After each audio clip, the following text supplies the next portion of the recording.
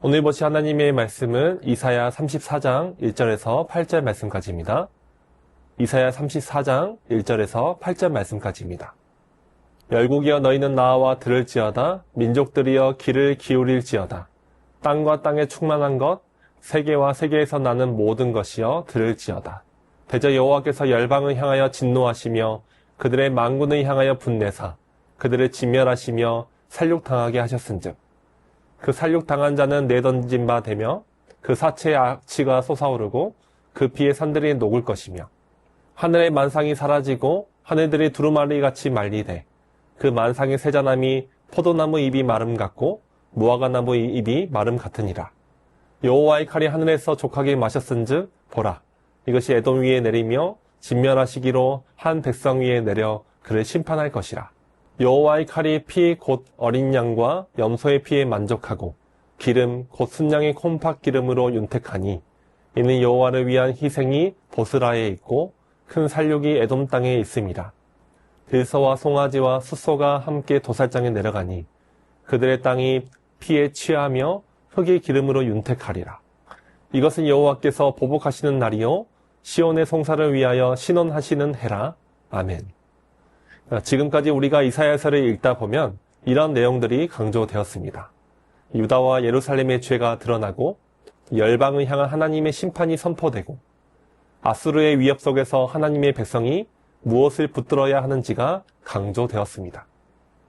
하나님은 백성들에게 인간의 힘은 무너지고 교만한 나라는 흔들리지만 오직 여호와를 의지하는 자는 부끄러움을 당하지 않을 것이라고 말씀하십니다. 이 흐름 속에서 앞으로 살펴볼 이사야 34장과 35장은 매우 중요한 위치에 놓여 있습니다. 이 두 장은 앞에서 말해온 심판과 구원의 메시지를 선명하게 요약하고 있습니다. 먼저 오늘 살펴볼 34장은 심판의 장이며 이어서 35장은 회복의 장입니다. 이 두 장은 이사야서 전체의 메시지를 압축해서 보여줍니다. 요약하면 하나님을 거부하는 길은 결국 무너지지만 하나님께 속한 백성에게는 회복의 미래가 있다는 것입니다. 오늘 34장 말씀은 하나님께서 역사를 어떻게 다스리시는지, 교만한 세상의 끝이 무엇인지, 그리고 끝내 자기 백성의 억울함을 풀어주시며 무너진 정의를 공의롭게 잡으시는 하나님의 판결을 나타내고 있습니다. 그렇다면 이사야는 이 엄중한 메시지를 어디에서부터 시작하고 있습니까? 하나님은 먼저 온 세상을 자신의 말씀 앞에 세우십니다. 1절 말씀입니다. 열국이여 너희는 나와 들을지어다. 민족들이여 귀를 기울일지어다. 땅과 땅에 충만한 것, 세계와 세계에서 나는 모든 것이여 들을지어다. 이 본문은 열국이여라는 부름으로 시작합니다. 하나님은 지금 모든 민족을 향해 말씀하십니다. 이것은 마치 온 세상이 하나님의 법정으로 소환되는 장면과도 같습니다. 하나님께서 재판장이 되시며 모든 나라와 모든 권세가 이제 그분 앞에 서는 것입니다.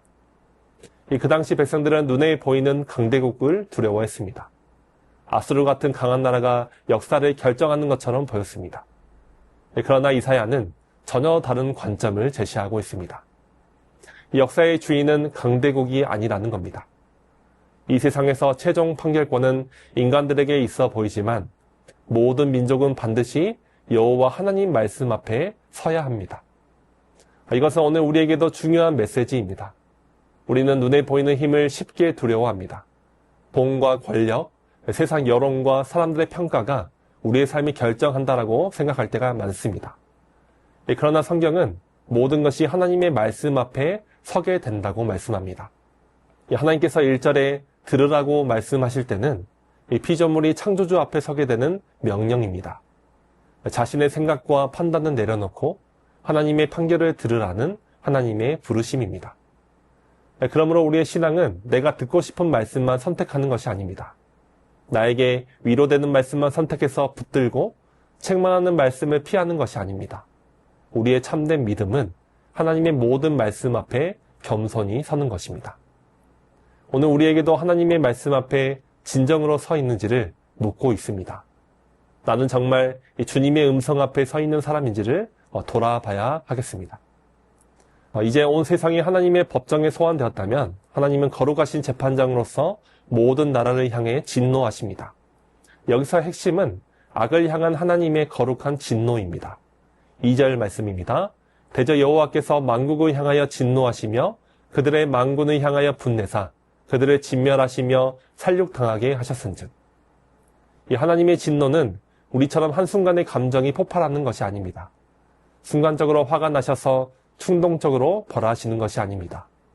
하나님의 진노는 거룩하신 분이 악을 만날 때에 나타나는 의로운 반응이며 또 그분의 거룩하심에서 비롯되는 필연적인 반응, 즉 어쩔 수 없이 일어날 수밖에 없는 반응인 것입니다.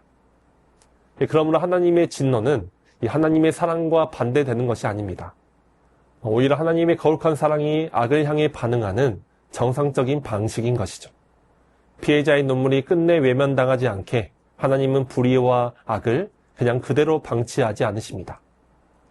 이 세상을 지배하고 있는 인간의 폭력과 억압, 또 우상숭배라는 악은 이 하나님 나라의 질서를 깨트리는 반역이기에 2절 말씀에서 진멸이라는 표현을 통해 죄의 현실이 이 세상 가운데 얼마나 심각한지를 드러내고 있습니다. 그만큼 이 세상의 악이 고칠 수 있는 정도의 죄가 아니라 심판이 필요한 범죄로 규정하고 계십니다. 그렇다면 하나님이 내리시는 심판은 어느 정도의 규모일까요? 4절은 그 심판의 강도를 우주적인 이미지로 표현하고 있습니다. 이 세번역 성경 4절 말씀을 보면 해와 달과 별들이 떨어져서 가루가 되고 하늘은 마치 두루마리처럼 말릴 것이라고 말하고 있습니다. 하나님의 심판은 몇몇 악한 개인을 벌하는 차원에만 머물지 않습니다. 이 무너진 하나님의 창조 질서를 다시 바로잡는 공의의 사건입니다. 악이 끝없이 계속될 것처럼 보이는 세상을 향해 주님께서는 여기까지이다라고 선언하는 시간입니다. 4절까지 나타난 하나님의 심판은 온 열방을 향한 판결임을 보여주면서 이제 그 심판이 한 나라를 통해 구체화되고 있습니다. 5절 말씀입니다. 여호와의 칼이 하늘에서 족하게 마셨은즉 보라 이것이 에돔 위에 내리며. 이 본문은 여호와의 칼이 하늘에서 흠뻑 마시며 에돔 위에 내린다고 말합니다. 이것은 하나님의 심판이 우연히 일어난 재난이 아니라 하늘 법정에서 내려진 판결이 땅에서 집행되는 사건임을 보여주고 있습니다. 그리고 그 집행의 무대가 에돔으로 특정되고 있습니다. 여기서 언급되는 에돔은 이스라엘과 혈통적으로 가까운 관계에 있었지만 성경 안에서는 하나님의 백성들을 자주 대적하고 조롱하는 세력으로 등장했습니다. 그러나 본문에서 말하는 에돔은 단지 한 민족만을 의미하지 않습니다. 하나님을 거부하고 하나님의 백성을 대적하며 자기 힘으로 자신의 왕국을 세우려고 하는 이 세상 교만한 자들의 대표자로 소개되고 있습니다. 그렇다면 하나님은 왜 이토록 엄중한 심판을 선포하십니까? 8절에서 그 이유를 분명하게 밝혀줍니다. 8절입니다. 이것은 여호와께서 보복하시는 날이요 시온의 송사를 위하여 신원하시는 해라. 이 날은 여호와께서 자기 백성의 억울함을 풀어주시는 날이며 시온을 위해 공의롭게 판결하시는 때입니다.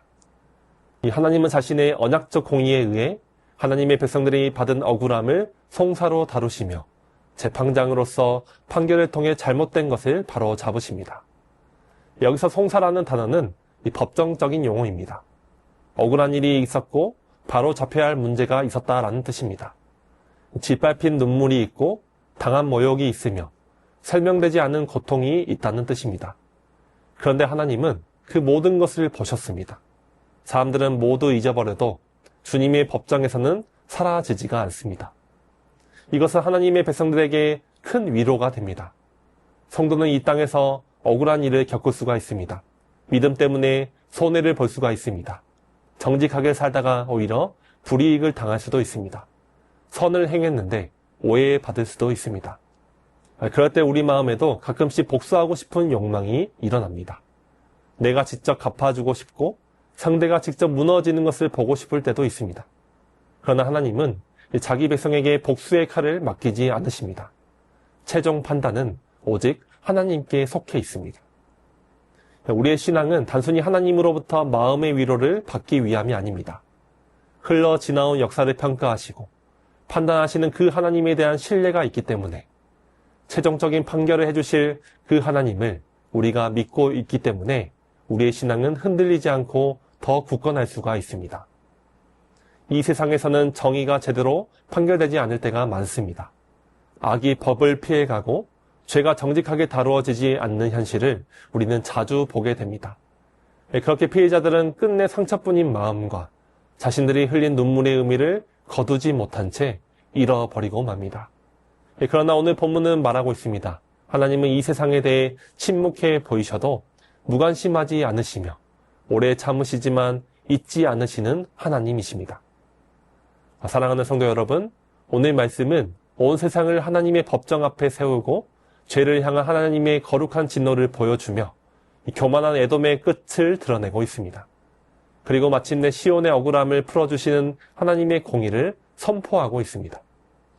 이 거룩하신 하나님의 심판 앞에 과연 누가 설 수가 있겠습니까? 우리의 소망은 오직 예수 그리스도께 있습니다. 하나님의 최종 심판은 예수 그리스도 안에서 완성이 됩니다. 그러나 복음의 놀라움은 심판주이신 그리스도께서 죄인을 위해 몸소 십자가를 지신 구주라는 사실입니다. 우리가 받아야 할 죄의 심판을 예수님께서 다 짊어지셨습니다. 우리가 감당할 수 없는 하나님의 진노를 주님께서 다 담당하셨습니다. 그러므로 예수 그리스도 안에 있는 자들은 심판의 말씀 앞에서 절망하지 말아야 합니다. 심판의 말씀 앞에 두려움으로 숨는 것이 아니라 십자가의 은혜를 붙들며 하나님께로 나아가야 합니다. 오늘 말씀은 우리를 회개로 부르시고 공의로우신 하나님께 피하게 하시며 그리스도 안에서 자비를 붙들게 하시는 말씀입니다.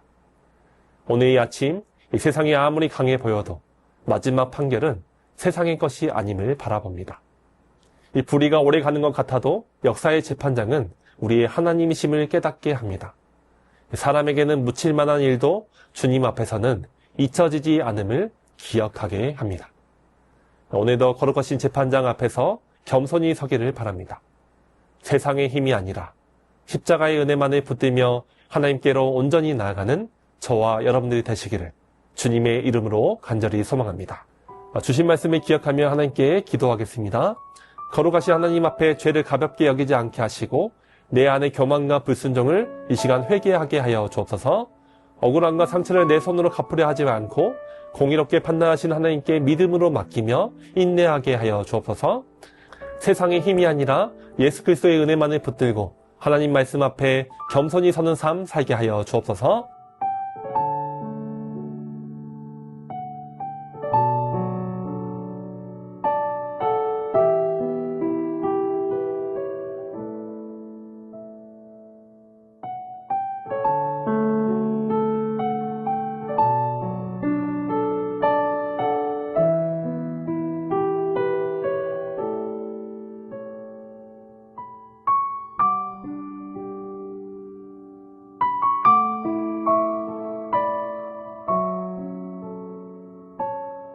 나라와 열방 위에서 함께 기도하며 나아갑니다.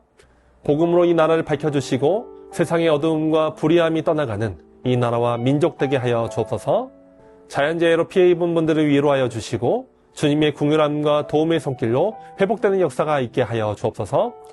북한 땅과 온 열방 가운데 억압과 폭력은 사라지게 하시고 주님의 사랑이 모든 열방 가운데 물들게 하여 주옵소서.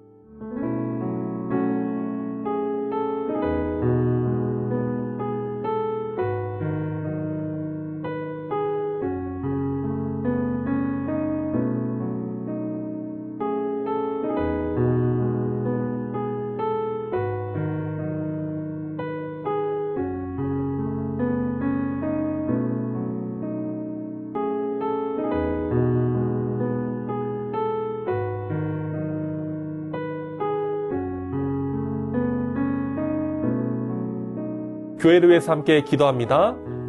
북한 성경학교를 통하여 주님의 마음을 품게 하시고 궁휼한 마음 가운데 끝까지 기도로 동역하는 자들을 세워 주옵소서. 토요문화센터가 은혜 가운데 잘 준비케 하시고 지역사회 가운데 복음이 흘러갈 수 있는 귀한 밑거름의 시간 되게 하여 주옵소서. 진행 중인 선교역사 탐방이 하나님의 은혜로 안전하고 은혜롭게 마칠 수 있도록 끝까지 인도하여 주옵소서.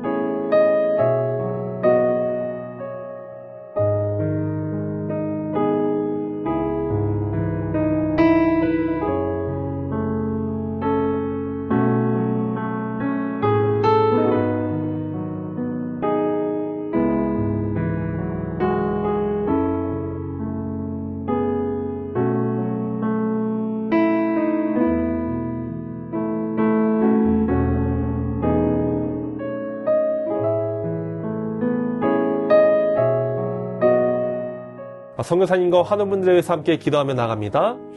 탄자니아 조병훈, 허선옥 선교사님, 국가고시 시험을 준비하는 아이들에게 지혜를 더해 주시고 하나님을 경외하는 마음을 허락하여 주옵소서.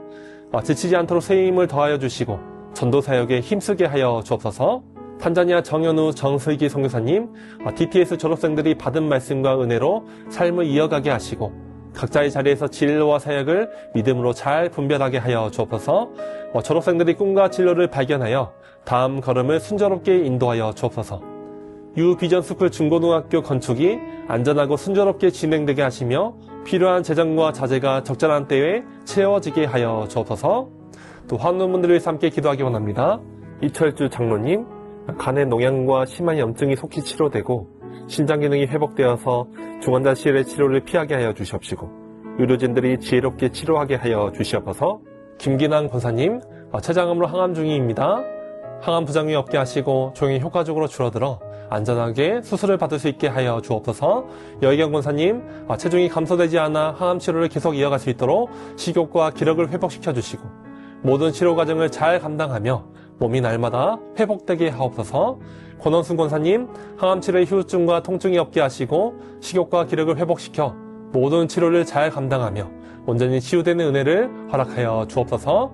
김현수 권사님, 현재 상태가 더 이상 나빠지지 않고 잘 유지될 수 있도록 붙들어 주시고 몸의 경직은 떠나가고 모든 기능이 다소 회복되는 놀라운 역사가 있게 하옵소서. 박가수은 권사님, 간과 담낭의 암세포가 보이지 않을 정도로 호전된 것에 감사드립니다. 앞으로 이어갈 두 가지 표적 항암 치료도 평안히 감당할 수 있도록 새 힘과 새 능력을 더하여 주시고 온전한 회복을 임하게 허락하여 주옵소서. 양금숙 지사님, 췌장암이 재발하여 항암 진행 중에 있습니다. 항암의 효과가 지속되어서 완전한 회복이 있게 하여 주옵소서. 조정순 권사님 남편 백형호님, 뇌출혈 후유증으로 식사를 하지 못하고 균형을 잡지 못하고 있습니다. 손상된 신경과 기능을 회복시켜 건강을 속히 되찾게 하여 주옵소서. 박세현 지사님, 유방암 발병 이후 뼈로 전이된 상황 가운데 있습니다. 통증이 완전히 사라지고 치료 과정 속에서 회복의 은혜를 경험하게 하옵소서. 이외에도 수술 이후 회복 중에 계신 분들과 몸과 마음이 아프신 분들, 어려운 가운데 있는 분들을 위해서 함께 기도하길 원합니다.